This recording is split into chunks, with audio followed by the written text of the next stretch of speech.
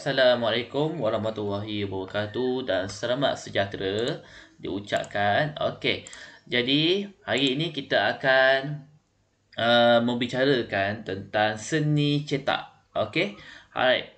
Baiklah, apa yang dimaksudkan dengan seni cetak? Okey.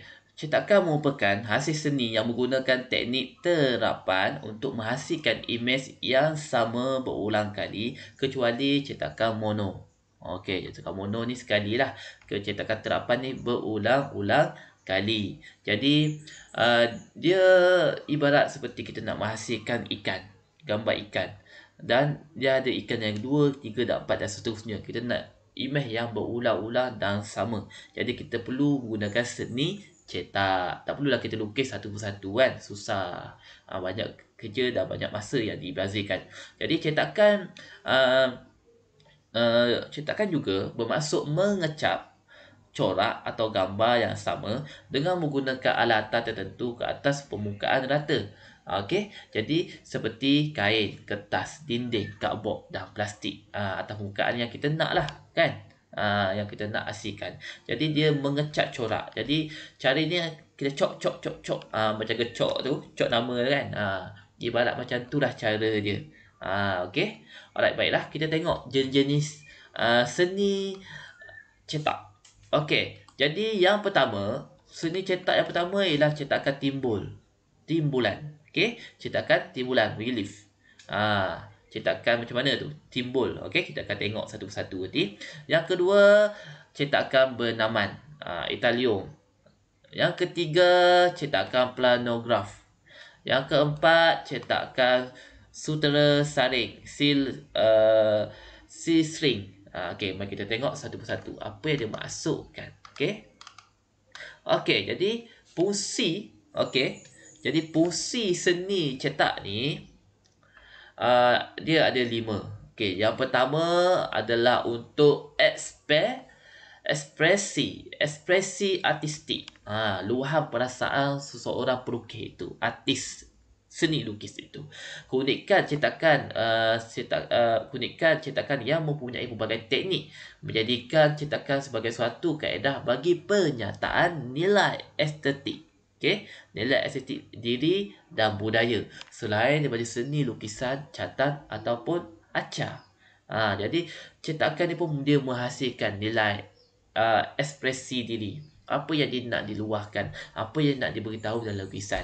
Okey. Contoh dalam lukisan ni kan, yang daripada Fakulti Seni Lukis dan Seni Reka ni, UiTM Shah Alam, kita boleh tengok yang dia nak tunjukkan adalah flora dan fauna, di mana ada bunga, ada daun, ada patung. Okey. Dan kemungkinan ni adalah berdasarkan idenya apabila dia melihat kolan kan.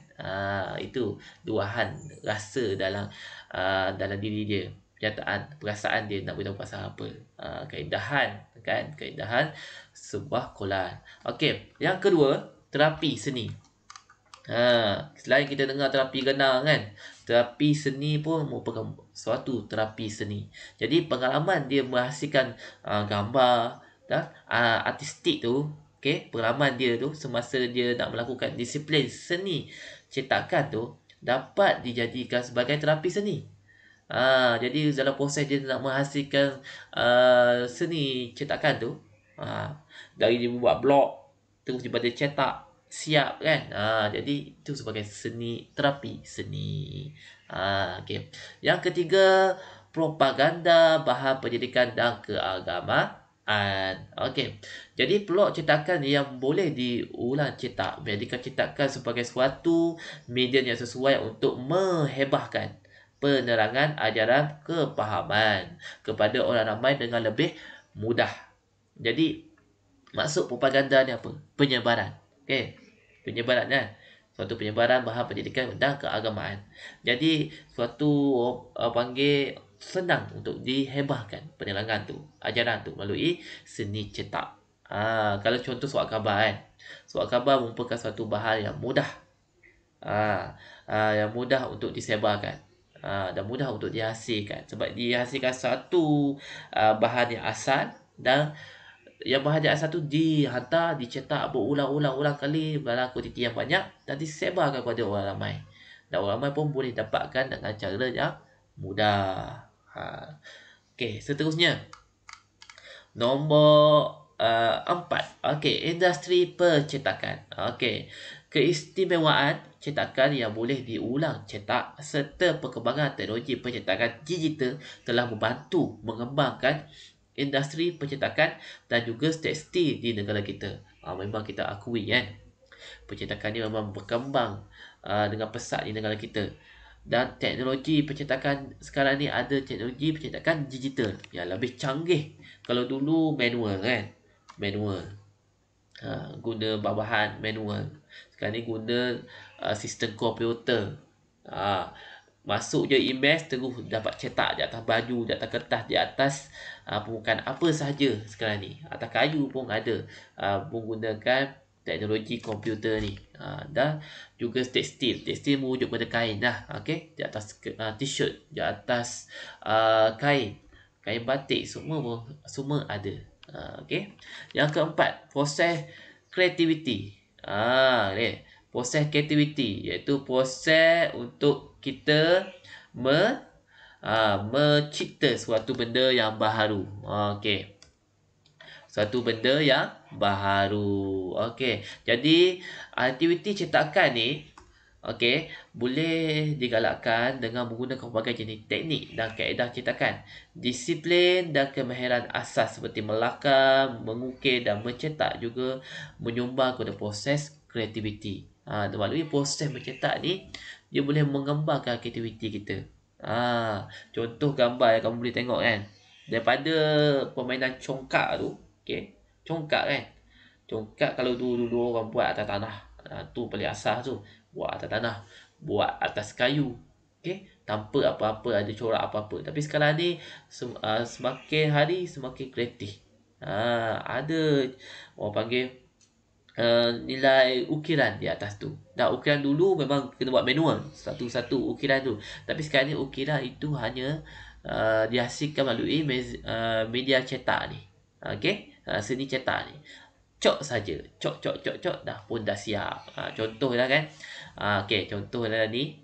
Dalam congkak ni, dalam lubang congkak ni ataupun di atas permukaan congkak ni kan, dia buat motif-motif corak apa.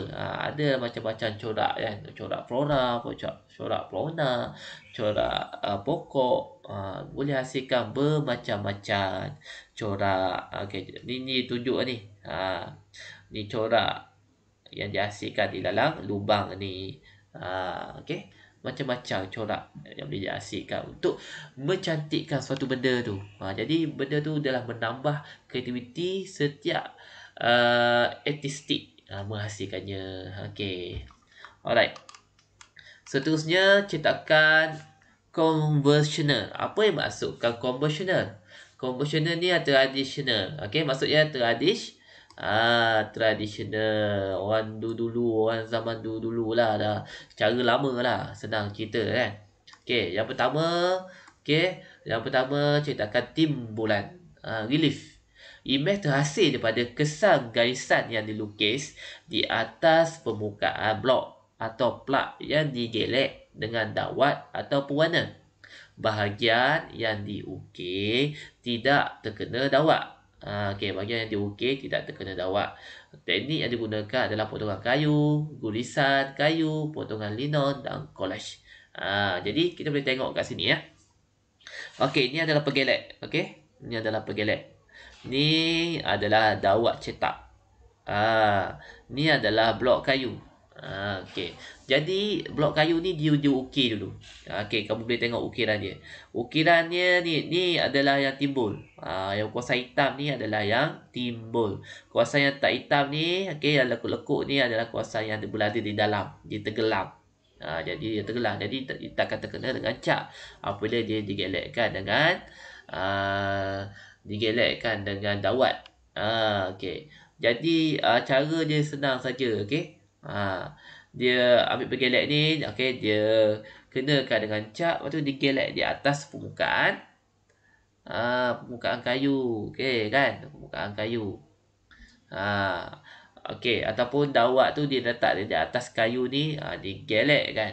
Jadi dia menghasilkan satu image kat situ.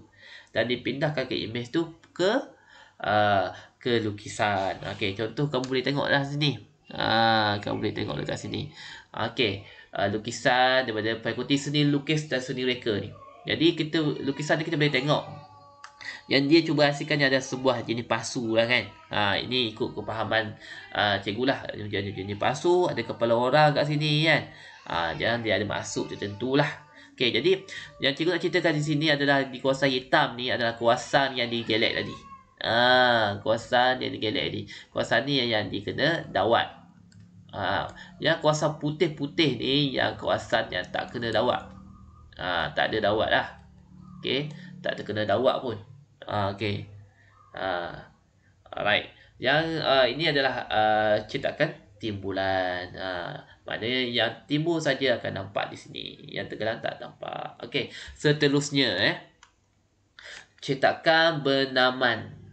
Okey, yang kedua cetakan benaman. Okey, proses melukis dengan cara mengukir pada plak logam atau kayu.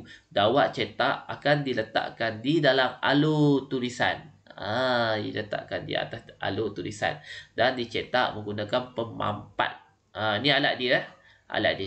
Pemampat atau penggelek. Jadi yang digunakan adalah line, engraving, dry point, gulisan acid, kolograf, aquatic dan mesotik. Okey, jadi cara dia mudah saja. Okey, ni adalah plak logam yang dia dapatkan. Okey, jadi dawat cetak ni dimasukkan ke dalam lurah-lurah ni, ke dalam yang tenggelam ni ya. Okey, barulah dia digelek dengan menggunakan penggelek dan dia pindahkan pergi ke lukisan. Ini adalah contoh lukisan yang dihasilkan ni. Kamu boleh tengok kan. Jadilah lukisan serupa ini. Okey. Okey, yang ketiga, cetakan planograf. Okey, dihasilkan daripada permukaan seni cetakan yang mendata. Mendata je. Jadi litografi berdasarkan teknik sifat penolakan minyak dengan air. Blok batu kapur digunakan sebagai blok persembahan imej. Kaedah ini dapat menghasilkan seni cetakan yang hampir sama dengan lukisan menggunakan pensel. Okey, jadi yang ni dia dapatkan blok batu kapur, okey, warna putih tu kan. Jatuh di atasnya dia letaklah dawat cetak. Dan dia hasilkan lukisan seperti ini. Kamu boleh tengok dinding-dinding dia macam ni. Dinding ni lah dia hasilkan menggunakan cetakan planograf. Ni okey. Cikgu rasa bukan setakat dinding ni saja, bikai pintu ni pun dihasilkan dengan planograf, dengan tiang semualah. Okey. Ni adalah daripada Wei Ching ataupun Ching Chong Sang. Okey. Jalan Hang Tuah Melaka. Ini nak menggambarkan di suasana di Jalan Hang Tuah Melaka. Okey, seterusnya. Cetakan yang seterusnya yang nombor 4. Okey, nombor 4 adalah cetakan sutera saring. Okey, sutera saring. Okey, seal scream. Okey, kain sutera akan diregangkan. Okey, dia regang, tarik kan untuk diketakkan tu di atas kayu pemidang. Kayu pemidang selalunya berukuran segi 4. Tepat lah kan? Okey, jadi profilen atau foto emulsi menghasilkan imej, reka bentuk dan corak. Okey, sekuji digunakan untuk menyapuh dawat atau warna di atas permukaan kertas atau kain. Kalau ini buat atas kertas lah. Kalau ini buat kain, buat atas kain. Okey, open masking ialah imej yang terhasil melalui keratan kertas, akhbar dan kulit haiwan. Okey, jadi kamu boleh tengok ini adalah kaedah dia.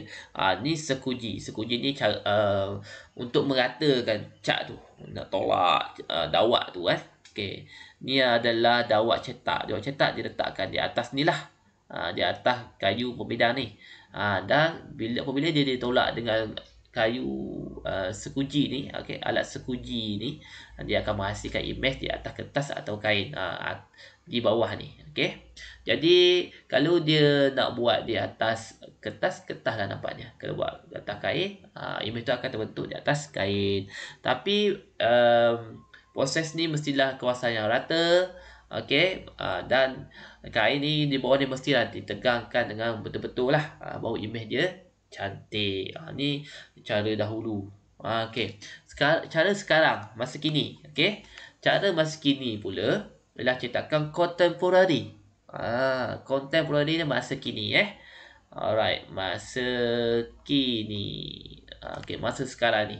Masa sekarang ni, okey, cetakan contemporary melibatkan penerokaan dan eksplorasi terhadap media dan inovasi teknik terkini. Okey, perkembangan teknologi cetakan digital telah meluahkan lagi sepadan seni cetak.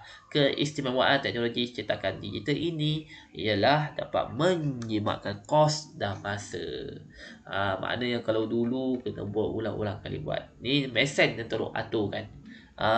Kan senang buat sekarang ni kan. Banner, banting semua menggunakan mesin pencetak ni. Okey. Ni hasil daripada fakulti seni lukis lah. Yang masa kini 2 ekor ikan ya. Okey, ni adalah mesin dia. Ini adalah mesin masa kini yang menghasilkan banner, banting yang kita boleh tempah. Siap lah kan. Kalau tak ramai tempahannya, sehari dua pun dah siap atas design lah. Atas design. Jadi senang benda ni. Okey, sebagai rumusan, cetakan merupakan suatu proses penerapan blok. Okey, blok, plak atau skrin ke atas suatu permukaan seperti kertas, kain atau bahan-bahan lain yang sesuai. Kepelbagaian teknik, proses dan bahan dalam seni cetakan telah memberi ruang yang luas dalam proses eksplorasi kreativiti serta meningkatkan ketamadunan sesuatu bangsa. Setiap hasil seni cetakan dalam suatu edisi dianggap sebagai karya asli. Okey. Jadi seni cetakan tekstil boleh diaplikasikan ke atas banyak permukaan dan media seperti baju, kertas, kain, kaca, plastik. Okey, benda ke atas hasil produk cetakan tekstil pastinya sentiasa ada. Okey, baiklah, setakat itu saja penerangan cikgu. Cikgu harap kamu dapat memahami. Okey, kita berjumpa lagi. Assalamualaikum.